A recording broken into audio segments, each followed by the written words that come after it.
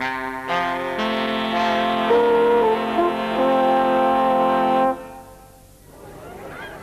is Belopais, a village on the northern coast of Cyprus. Its people are Greeks and have been trapped behind enemy lines since the Turkish invasion in July. They're cut off, like many Turkish villages in the south. Travel is impossible, telephone lines are cut. Today the whole population has gathered to welcome the two men who might release them by turning the uneasy ceasefire in Cyprus into real peace.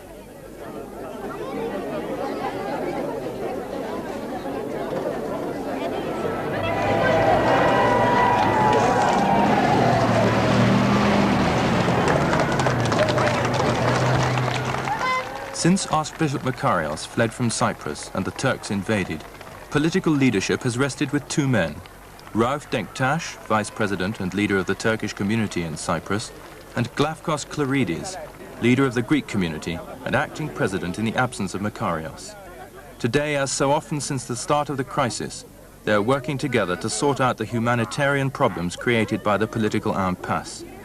For years, under the presidency of Makarios, they tried to negotiate a constitution that would satisfy the Turkish minority in Cyprus. They know each other well. As lawyers, they have often acted in the same cases, though on opposite sides. Over the years, Clerides and Denktaş, Greek and Turk, have become friends. Come on, Rauf, where shall we sit? High hopes of solving the Cyprus deadlock rest on this friendship. But on Saturday, Archbishop Makarios returns. How soon will settlement now be reached? Well, had I not been told yesterday that Makarios is coming definitely, I would have answered that question by saying a matter of months once the principle is accepted. With Makarios, a question which we could have arranged in a matter of months in 1968 when I started talking with Mr. Clerides has lasted 6 years. So with Makarios, I have no answer.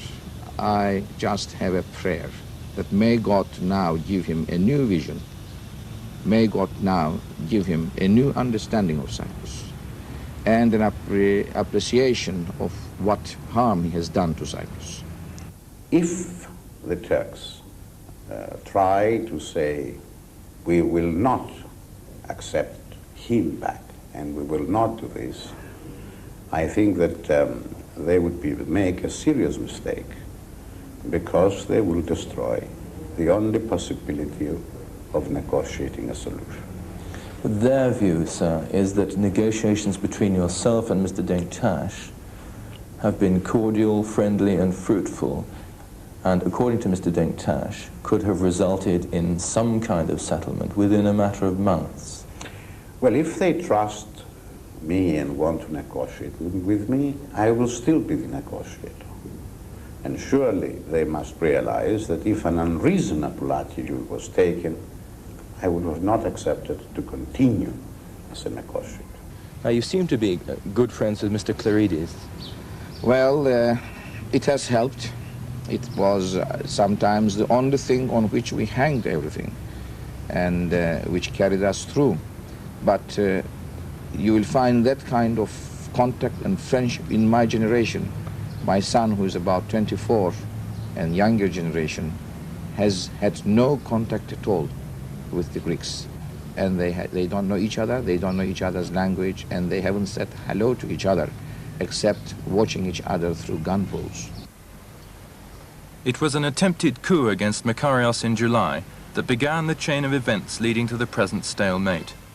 Troops led by Greek officers of the National Guard, intent on enosis, union with Greece, shelled the presidential palace and reduced it to rubble. But just as he has survived 2 previous attempts on his life, Makarios escaped and fled to Britain. To survive this merely reinforced the almost mystic power he exercised over his tens of thousands of Greek Cypriot supporters. He always promised he would return. On his departure, the Greek National Guard took over the country. But within days, 40,000 troops of the Turkish army were landed from the north to protect the lives and interests of the Turkish Cypriot minority. From one side of the island to the other, Greek gun posts and Turkish fortifications eye each other suspiciously across the so-called Green Line, which divides the island and runs right through the center of the capital, Nicosia. The Greeks have suffered enormously from the invasion. Thousands of homes, businesses and factories are caught on the wrong side of the line. The island's economy is in ruins because the Turks control 70% of the wealth, but can only trade with themselves, less than 20% of the population. Many businesses near the line are abandoned. This was a shop and warehouse in the heart of old Nicosia. Its owner has lost £5 million in looted property and stolen goods and land throughout the island. He has kept one factory open at a loss to keep 6 people employed. They make mattress springs, while trying to forget that the wall behind them marks no man's land between the sides, and that there's a machine gun post on the roof above. The 4 other factories that depended on this one are shut. 300 people are unemployed. Their former boss despairs. As things are now, if nothing happens to change, and very soon, the Greek population of the island is condemned to starvation. If that means anything, is that as bad as that? Because we are 82% of the population and we are left with only 20% of the economy. This makes it impossible to survive. How much longer can you go on paying your workforce when many of them are not working full-time? I must say not too long. Unless something happens to change the present situation, I can't see many companies surviving or at least coming back to where they were before the invasion. A group like us, for instance, which has so diversified activities, still, I can tell you, we have no hope of survival if the situation doesn't change soon. Is there any figure you have for the drop in living standard for the average Cypriot now? The social securities still continue to pay the subsidy for non-employment for 6 months. But what is going to happen after these 6 months are over? I dread really to see what is going to happen then, and especially when all those refugees who are enduring their present tragedy with the hope that they are going back to their normal life and to their homes soon. But the moment they will come to realize that this is a dream which is not going to come true soon, there may be an unprecedented explosion in this respect. It is Makarios who provides the focal point in many refugees' hopes for the future. They look to him somehow to return them to their homes. There are 200,000 refugees, nearly half in camps, which cost the government £2 million a month to maintain.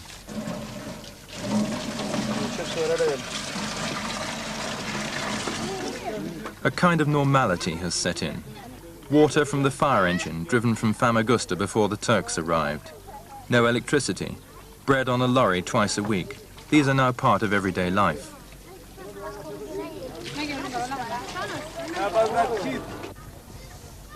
What hurts is the damaged pride and the missing income in being jobless. Cyprus had no unemployment until July. Its economy had been growing at up to 15% a year. These refugees owned cars and houses, farms and businesses. Official estimates now put the number of unemployed on the Greek side alone at over 70,000, 35% of the working population.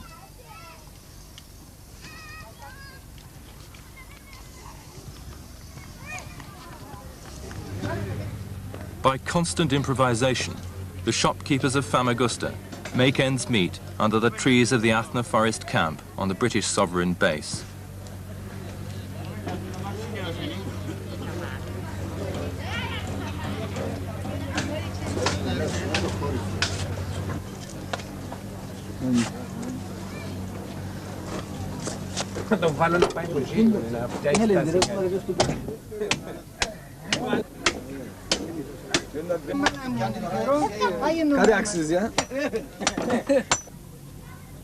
The spirit of the people remains high.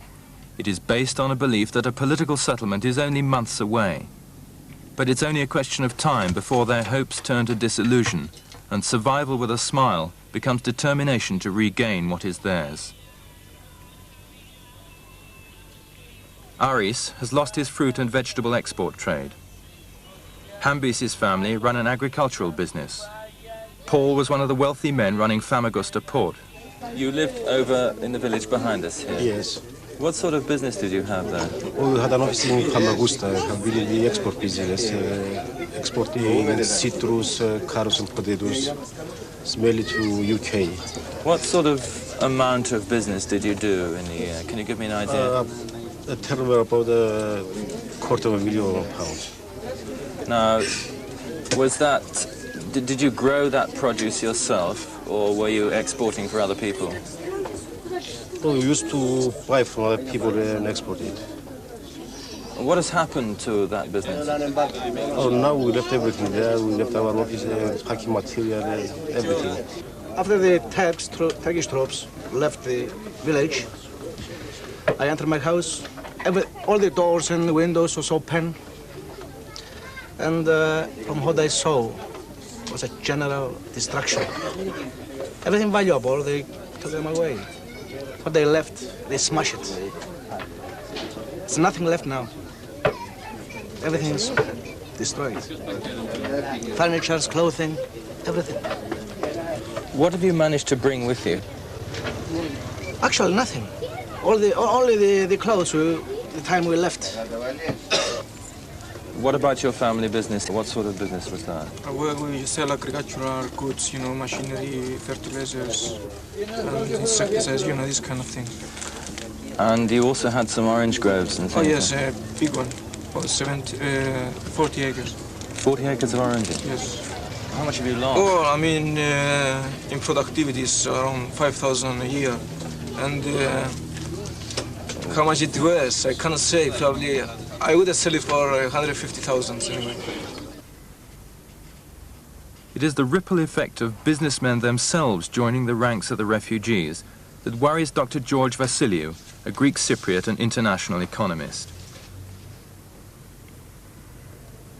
Physical and potential damage to the economy caused by the Turkish invasion he claims is beyond price. The economy of Cyprus was growing well, had a very bright future in my mind, and this future was stopped abruptly and tragically by the invasion.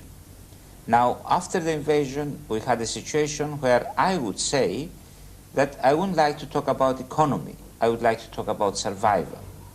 The main task was and is to survive. How much worse is this half of the island living than before the invasion? Well, how can you count these things? It's very worse because, you see, it's... first of all, you see there are so many... If you see how much worse are we eating, probably we're not eating that much worse. But then there isn't much more happening than just eating and keeping on going. It's the difference between living in a normal condition when you make dreams, you make plans, and you can afford to say, I will go next month for a holiday and I will do this and I will send my children here and there. And the difference between saying, all I can do now is to see that we will have enough food to eat and a few clothes if it's cold. If you're not a refugee, if you're a refugee, you still have enough to eat, but you haven't got the right house and so on. So how much worse is that? Can you quote me any figures on the damage done to the island's trade? Look, you name a figure and I will give you a higher figure. It's impossible really to put a realistic figure because first of all, you have the fact that more than 40% of the island is being occupied. Now, all those assets, which are worth hundreds of millions, houses, factories, everything, well, are you going to get them back? When are you going to get them back? When are the owners going to go there? What will they be worth? Unless you know that, you can't assess the loss. So I think it won't be realistic. I mean, I've read some figures about 400 million, 300 million. I would say you can name any figure. It's huge, the loss. The Turkish invasion neatly took 80% of the country's resources by capturing 3 towns: Morphu, centre of the citrus growing industry, Kyrenia, Cyprus's most popular tourist centre, and Famagusta, the country's major deep-water port and a point of exit for most of its export business.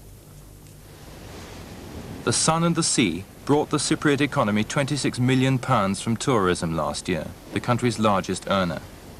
Holiday flats now stand half-built without money to complete them. Hotels have been abandoned by their Greek owners. There are no tourists anyway. 10,000 people on the island earned their living through tourism. But in July, the tourists fled, the airport closed. Kyrenia's old port is now in Turkish hands.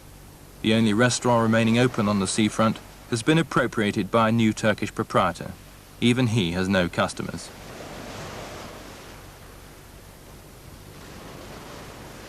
In the harbour, the expensive boats of the expatriate British community and the vanished Greeks lie unused and looted. The only activity is on board the Turkish gunboat moored at the harbour mouth, which constantly maintains a shore patrol. The only visitors are now Turkish soldiers.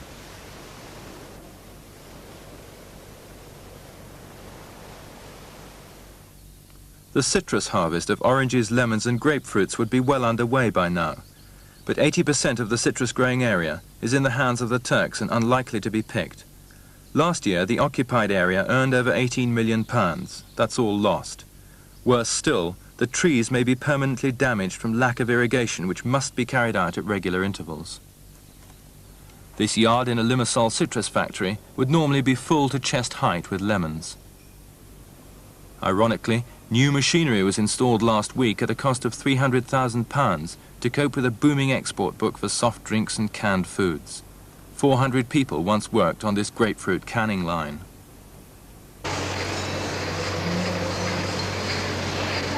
The bottles roll on, but at half speed. Of the present workforce of 50, 25 don't need to come to work at all.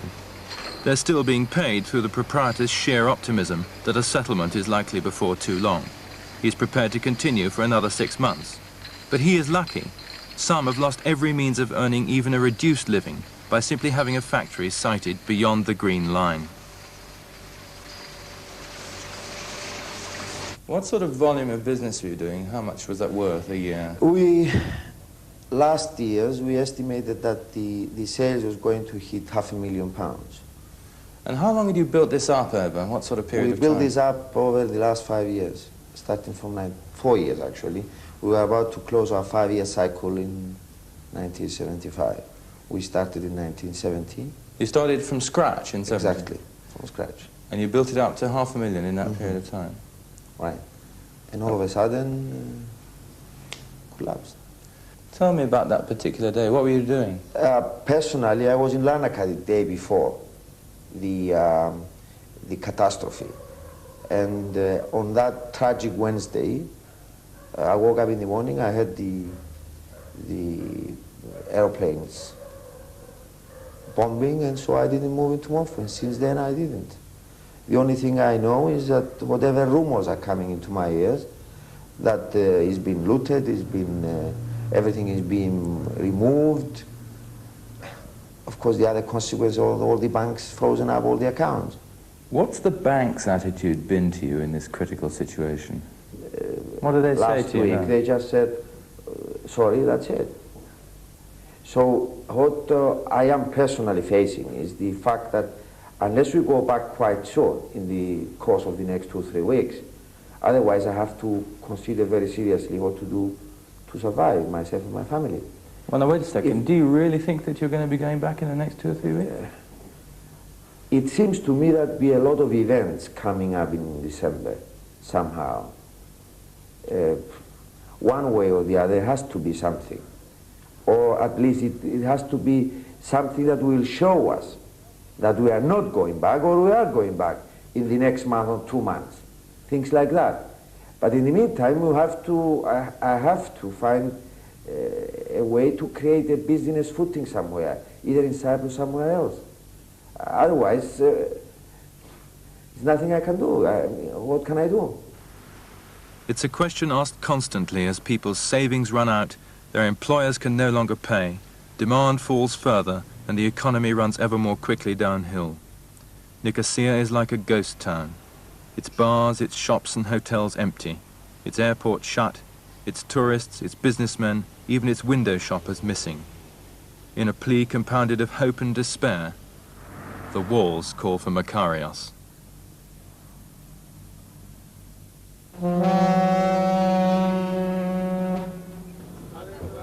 For many people, there is no faith left in the future of Cyprus. Some have had homes and businesses destroyed 3 times in 10 years. There is no alternative but to leave the island. In the days immediately following the Turkish invasion, 1,000 people a day queued here at Limassol harbour to take the twice-weekly ferry to Athens. The government swiftly passed a law restricting immigration, but the steady flow continues to the heartbreak of those left behind.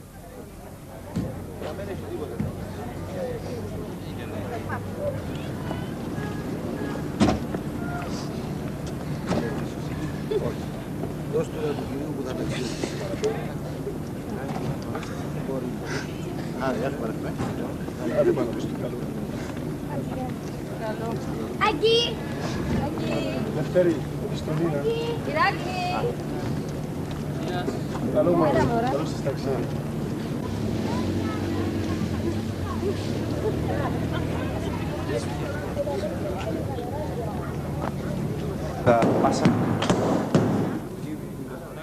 The Australian and Canadian High Commissions alone, taking only cases of severe hardship, have interviewed one family every half hour since September.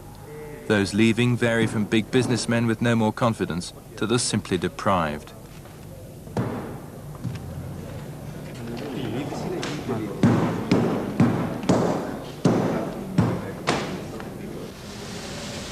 It is a loss that Cyprus cannot stand for long.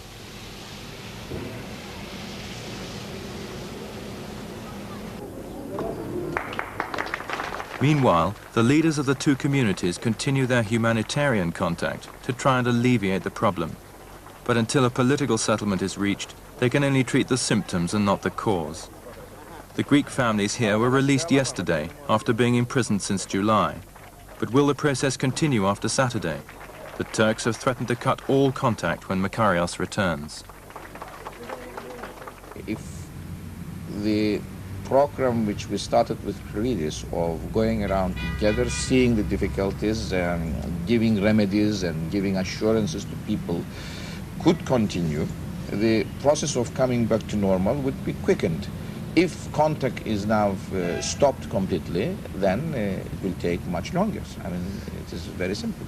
Now, how do you, I mean, it is very much in your hands to decide whether contact is stopped or not, isn't it? Well, is it? If a man comes and declares, after all that has happened, that I don't care for what Clerides and Denktaş has been talking about, a permanent independence, bi-regionalism and federalism, I don't want all that.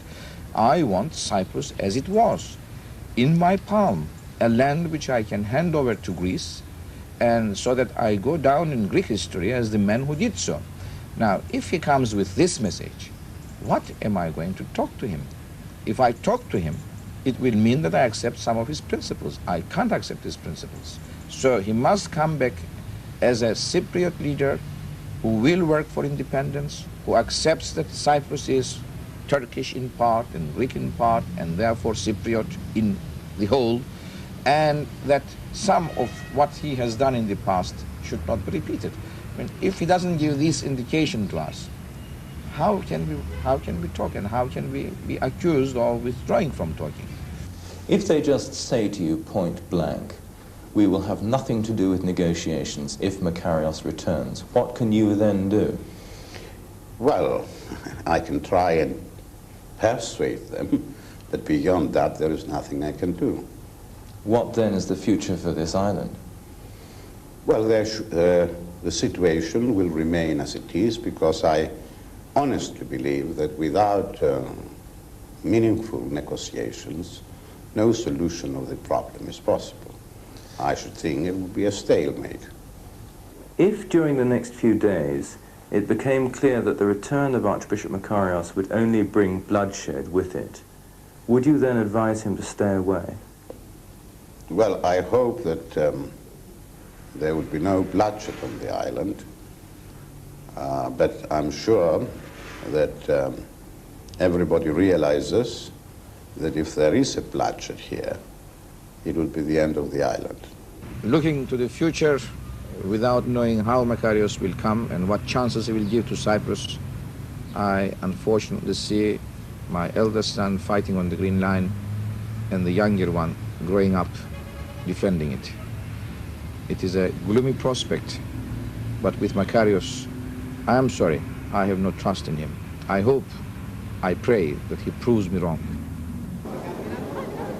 For some, though, it is already too late. Many have only the clothes they stand up in and the bags they carry to take them to a new life. Invariably, they express sorrow at having to leave and often fear of the unknown to which they are heading. But what they do know is that the future of both communities and the prospects for lasting peace in Cyprus are now more uncertain than they are prepared to tolerate. It remains to be seen whether the return of Archbishop Makarios will bring the calm that the island so desperately needs.